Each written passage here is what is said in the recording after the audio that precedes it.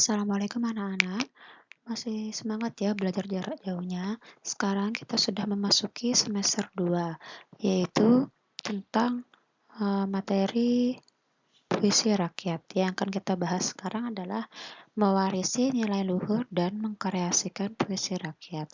Ada 4. Yang pertama, mengenal dan memahami puisi rakyat. Yang kedua, menyimpulkan isi puisi rakyat. Yang ketiga, menelaah struktur dan kebahasaan puisi rakyat. Yang keempat dan yang terakhir, menyajikan puisi rakyat secara lisan dan tulisan. 1. Mengenal dan memahami puisi rakyat. Ada 6 ya. Yang pertama, membaca puisi rakyat. Yang kedua, mendaftar kata berima pada puisi rakyat. Yang ketiga, menemukan kata berima sama secara utuh. Yang keempat, menemukan kata berima akhir sebagian. Yang kelima, menyimpulkan ciri puisi rakyat. Dan yang keenam, struktur puisi. Kita bahas adalah membaca puisi rakyat. Sebelum kita lanjut, saya jelaskan dulu apa itu puisi rakyat ya.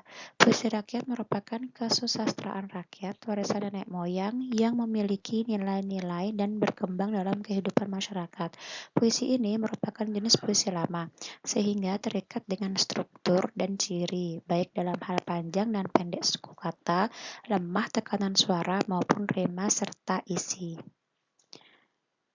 Di samping itu, ada beberapa aturan yang ada dalam baris satu baitnya, persajakan atau rima, banyak suku kata tiap baris, dan irama. Berdasarkan aturan-aturan yang sudah saya jelaskan sebelumnya, ada beberapa jenis puisi rakyat, diantaranya pantun, syair, dan gurindam. Dalam video ini, Ibu hanya menjelaskan 3 puisi rakyat tersebut, karena jika dijelaskan semua ada banyak, nanti waktunya kurang. Untuk lebih jelasnya mengenai ketiga jenis puisi tersebut, berikut penjelasannya. Yang pertama, pantun merupakan bentuk puisi Indonesia atau Melayu yang terdiri atas sampiran dan isi. Tiap baitnya biasanya terdiri atas 4 baris yang bersajak ABAB. Pantun dikenal dengan banyak nama di berbagai daerah. Dalam bahasa Tagalog, pantun disebut tonton. Dalam bahasa Jawa disebut tuntun. Contoh pantunnya yaitu pisang emas dibawa berlayar, masak sebiji di atas peti, hutang emas boleh dibayar, hutang budi dibawa mati. Puisi rakyat selanjutnya adalah syair. Kata syair berasal dari bahasa Arab syu'ur, yang berarti perasaan. Syair umumnya ditulis untuk menceritakan sesuatu, sehingga syair memiliki bait yang sangat banyak. Adapun jenis syair yaitu syair agama, syair kiasan, syair romantis, dan syair sejarah. Contoh syair adalah, semua manusia kan pasti mati, baik petani maupun menteri. Mari kita bercermin diri agar kita tak sampai merugi. Dari contoh tersebut bisa dikategorikan dalam jenis syair agama karena untuk memberi nasihat kepada kita. Kemudian gurindam. Jenis puisi rakyat berikutnya adalah gurindam. Ini adalah salah satu bentuk puisi lama dan memiliki pengaruh sastra Hindu. Gurindam terdiri atas 2 bait dan tiap baitnya terdiri atas 2 baris yang memiliki rima AA. Sekilas gurindam terlihat sama dengan kermina atau pantun kilat. Namun, pada gurindam baris pertamanya adalah sebab atau syarat, sementara baris kedua merupakan akibat atau tujuan dan umumnya dipakai untuk menyampaikan nasihat. Contoh gurindam yaitu, belajar janganlah ditunda-tunda, karena kamu tidak akan kembali muda. Kalau tadi kita sudah belajar apa itu pantun, syair, dan gurindam, sekarang kita akan belajar tentang bagaimana mendaftar kata berima pada puisi rakyat. Apa sih berima itu? Kata berima adalah kata yang mengalami pengulangan bunyi pada akhir lari.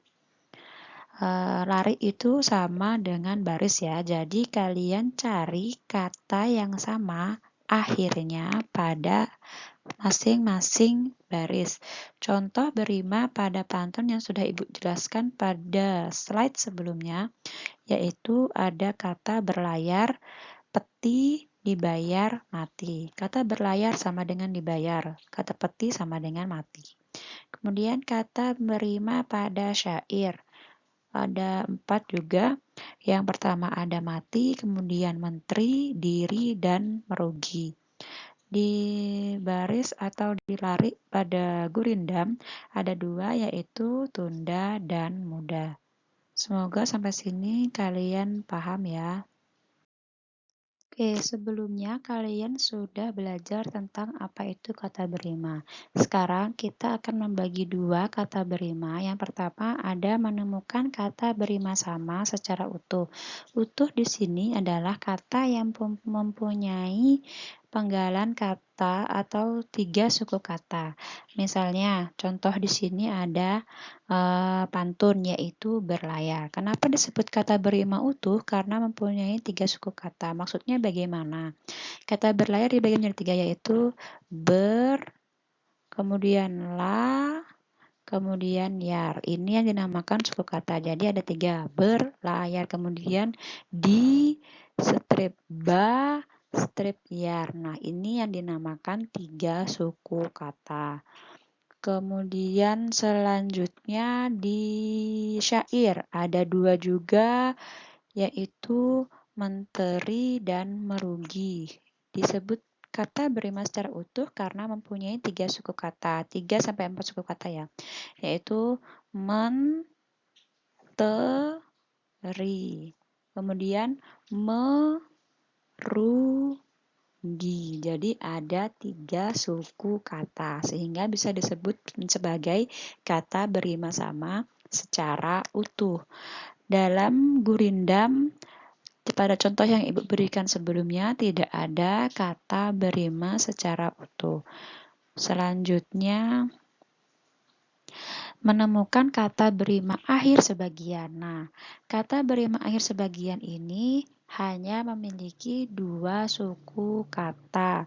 Contohnya pada pantun yang sudah dijelaskan pada slide sebelumnya ada kata peti, yaitu pe strip ti. Hanya ada 2 suku kata atau penggalan kata. Kemudian ma strip ti, mati. Semoga sampai sini kalian ngerti ya maksud Ibu. Kemudian pada syair ada 2 kata yang mempunyai rima sebagian. Yang pertama ada mati, terdiri dari 2 yaitu ma strip ti, kemudian di strip ri. Selanjutnya pada gurindam yaitu ada 2 kata. Yang pertama ada kata tunda, tun strip da, kemudian ada mu strip da. Jadi kata rima secara utuh, kata kuncinya terdiri dari 3 sampai 4 suku kata atau 3 sampai 4 pemenggalan kata. Sedangkan kata berima akhir sebagian terdiri dari 2 suku kata. Hanya ada 2. Yang berikutnya yaitu menyimpulkan ciri puisi rakyat. Ciri puisi rakyat yang pertama akan kita bahas adalah pantun. Terdiri atas 5 ciri. Yang pertama, tiap bait terdiri atas 4 baris. Yang kedua, setiap baris terdiri dari 8 hingga 12 suku kata. Yang ketiga, rima akhir setiap baris adalah A, B, A, B. Yang keempat, baris pertama dan kedua merupakan sampiran. Yang terakhir, baris ketiga dan keempat merupakan isi. Nah, kalian bisa lihat untuk lebih jelasnya, kalian bisa lihat gambar yang sudah Ibu berikan. Di sini sudah Ibu berikan contoh. Nah, ini disebut dengan baris 1, baris 2, baris 3, dan baris keempat. Bersajak ABAB, kemudian terdiri dari 4 baris, dan yang pertama disebut sampiran, yang kedua disebut isi. Semoga sampai sini kalian paham. Ciri puisi rakyat yang kedua adalah syair, terdiri dari 5 ciri. Yang pertama adalah setiap bait terdiri dari 4 baris, kemudian tiap baris terdiri atas 8 sampai 14 suku kata, bersajak a a a a, semua baris adalah isi, yang terakhir bahasa yang digunakan biasanya berupa kiasan. Bahasa kiasan itu adalah bahasa yang seperti ungkapan, contohnya panjang tangan adalah suka mencuri, meja hijau pengadilan, dan besar kepala itu sombong. Untuk lebih jelasnya tentang ciri syair, kalian bisa lihat gambar yang sudah diberikan. Di sini ada baris 1, 2, 3, 4. Ini barisnya ada 4 sama seperti pantun. Kemudian bersajak a a a a, dan semuanya ini disebut dengan isi. Ya, semoga sampai sini kalian paham apa yang Ibu maksud ya. Ciri puisi rakyat yang ketiga atau yang terakhir adalah gurindam. Gurindam terdiri atas 6 ciri. Yang pertama yaitu terdiri atas 2 baris dalam sebait. Tiap baris memiliki jumlah kata sekitar 10-14. Setiap baris memiliki rima sama atau bersajak A, A, B, B, C, C, dan seterusnya. Baris pertama berisi soal, atau perjanjian. Baris kedua berisi jawaban akibat dari masalah dari perjanjian yang pertama. Yang terakhir, isi gurindam biasanya berupa nasihat, filosofi hidup, atau kata-kata mutiara. Nah, di sini gambar tentang ciri dari gurindam. Terdiri atas 2 baris. Ini baris 1, ini baris 2. Kemudian ini bersajak AA ya. AA, BB, CC. Yang pertama disebut perjanjian atau masalah, yang kedua jawaban atau akibat dari masalah yang pertama.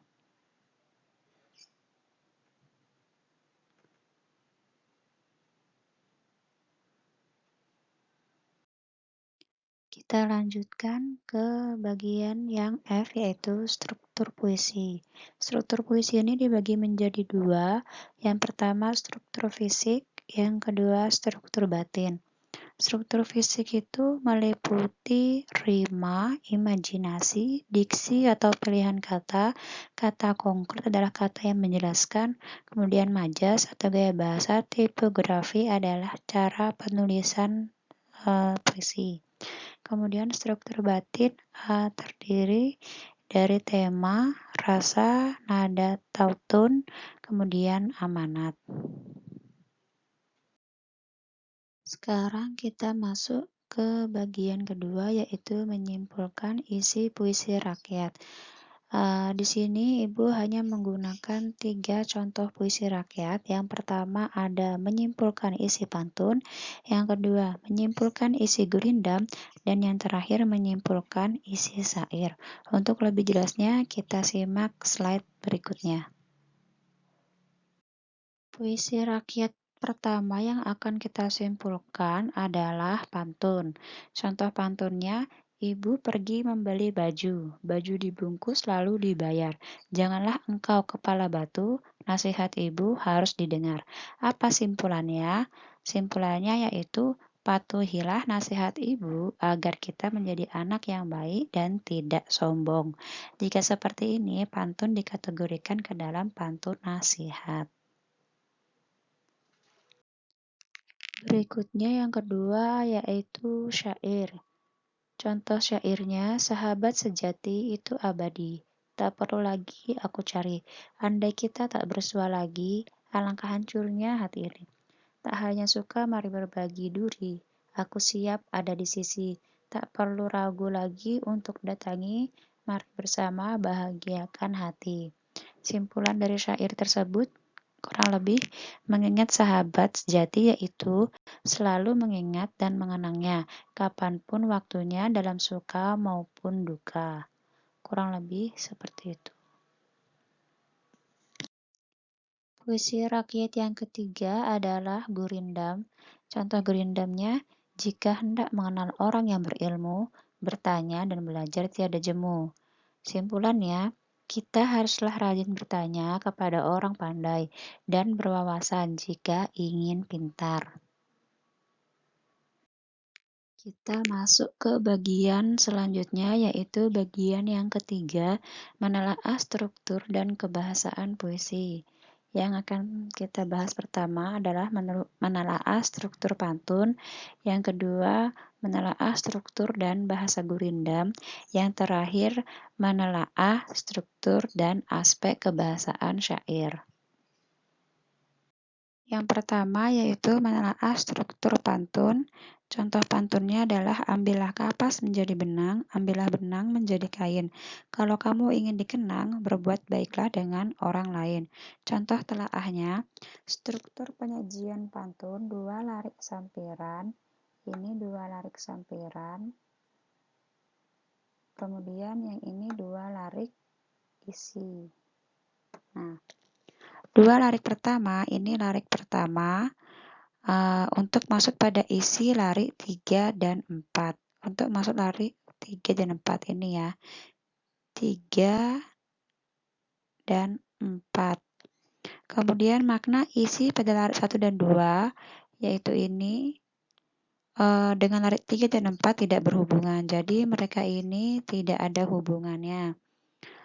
Ditinjau dari jenis kalimat yang digunakan, pantun larik 1 dan 2, 1 dan 2 menggunakan kalimat perintah ditandai dengan kata ambillah dan ambillah. Kemudian larik 1 dan larik 2 merupakan kalimat yang berdiri sendiri. Dia kalimat tunggal yang berdiri sendiri, bukan kalimat majemuk. Larik 3 dan 4 merupakan kalimat saran ditandai dengan hubungan syarat yaitu kalau. Pada larik 3 dan larik 4 merupakan hasil. Larik 3 dan 4 merupakan satu kalimat majemuk. Kalian bisa pelajari dan simak baik-baik apa yang sudah Ibu jelaskan. Semoga kalian paham.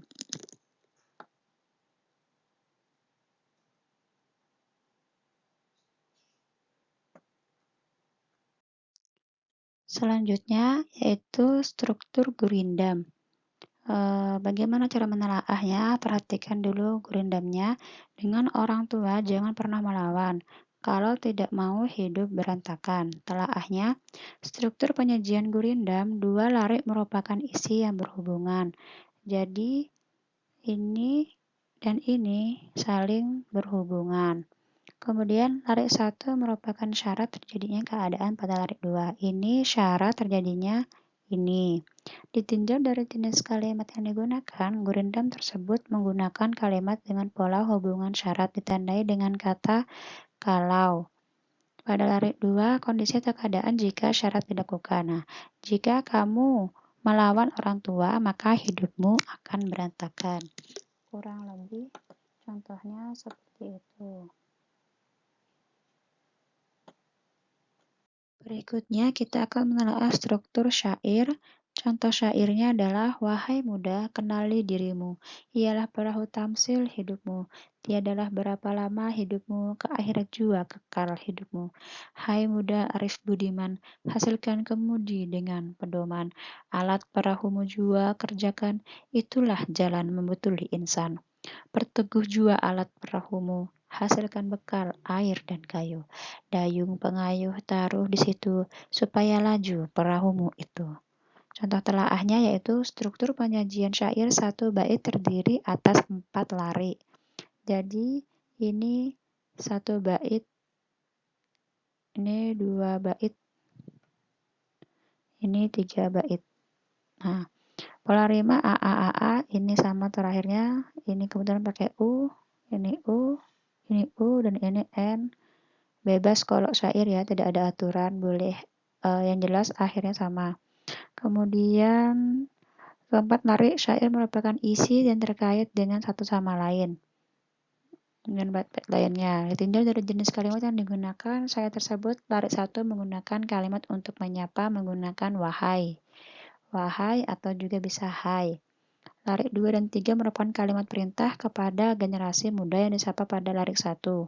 Larik 4 pada kutipan syair tersebut merupakan akibat yang akan ditemui jika melakukan apa yang diperintahkan pada larik 2 dan 3. Larik 4 ini akibat dari larik 1, 2, 3. Ini juga larik 3, 4 akibat dari ini, larik 4 akibat dari 1, 2, 3.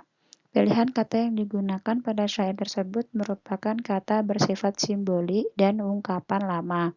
Pilihan kata sangat indah dengan makna yang dalam. Seperti contohnya, simbolik itu adalah misalnya tamsil, kemudian kemudi, kemudian di sini ada dayung, pengayuh, dan seterusnya. Kurang lebih seperti itu ya. Sambil kalian simak, memang agak susah menelaah struktur puisi rakyat, jadi harus benar-benar jeli. Oke, kita tiba di penghujung, yaitu bagian keempat, menyajikan puisi rakyat secara lisan dan tulisan. Ada 3 caranya. Yang pertama, menulis pantun dengan berbagai konteks. Maksudnya, kalian bisa menulis pantun, boleh pantun jenaka, boleh pantun teka-teki, boleh pantun agama, nasihat, dan lain-lain. Kemudian berunjuk karya dengan puisi rakyat. Terakhir, kalian bisa berbalas pantun dari hasil yang sudah kalian kreasikan kepada teman sesamanya. Materi ini Ibu ambil dari berbagai sumber, Ibu cantumkan sumber yang Ibu gunakan, kalian bisa lihat di sini, kalian bisa cari kalau kalian ingin tahu. Demikian. Akhir kata Ibu ucapkan selamat belajar dan semoga sukses. Semangat belajar jarak jauhnya dan tetap jaga kondisi kesehatan kalian. Wassalamualaikum warahmatullahi wabarakatuh.